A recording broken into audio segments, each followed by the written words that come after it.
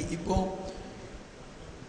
ഈശോ പറഞ്ഞു, ആ നല്ല സമരിയാക്കാരൻ, അല്ലെങ്കിൽ നല്ല സമരിയാക്കാരനല്ല, 10 കുഷ്ഠരോഗികളെ സുഖപ്പെടുത്തിയിട്ട് ഒരാൾ വന്നേ സാക്ഷ്യം പറഞ്ഞുള്ളൂ എന്ന് പറഞ്ഞു.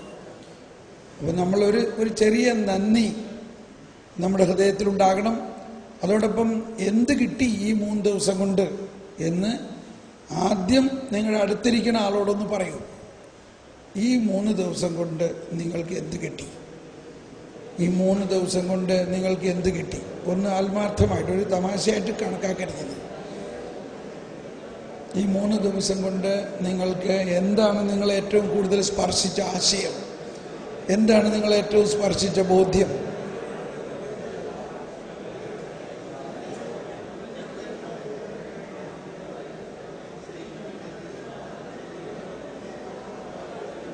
അപ്പുറവും ഇപ്പുറവും പറഞ്ഞു കഴിഞ്ഞോ? ഇനി പറഞ്ഞ കാര്യം ആരെങ്കിലും 2 പേര് ഇവിടെ വന്നൊന്ന് പറഞ്ഞാൽ നന്നായിരിക്കും. 2 പേര് ഇവിടെ വന്ന് പറഞ്ഞിട്ട് കർത്താവിന് നന്ദി പറയാം. കർത്താവ്, ഈ ദിവസങ്ങളിൽ ഇന്ന ബോധ്യം നമുക്ക് കിട്ടി, ഒരു പുതിയ ബോധ്യം. എന്ത് പുതിയ ബോധ്യമാണ് ഈ ധ്യാനത്തിൽ നമുക്ക് കിട്ടിയത്?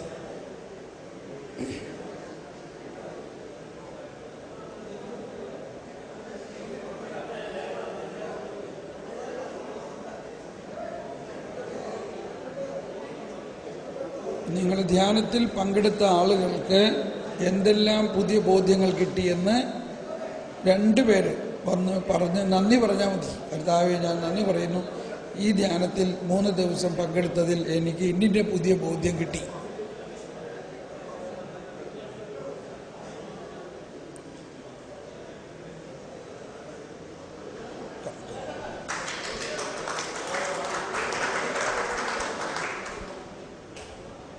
ഇതുണ്ട്, ഞാൻ പറഞ്ഞില്ലേ, ഒരു പ്രാവശ്യം വന്നു കഴിയുമ്പോൾ പിന്നെ ഭയമൊക്കെ മാറും, പിന്നെ എത്ര വേണമെങ്കിലും വരും.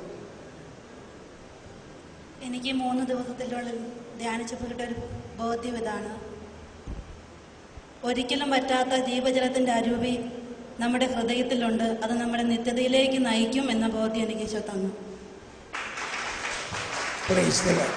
അടുത്ത വരാം.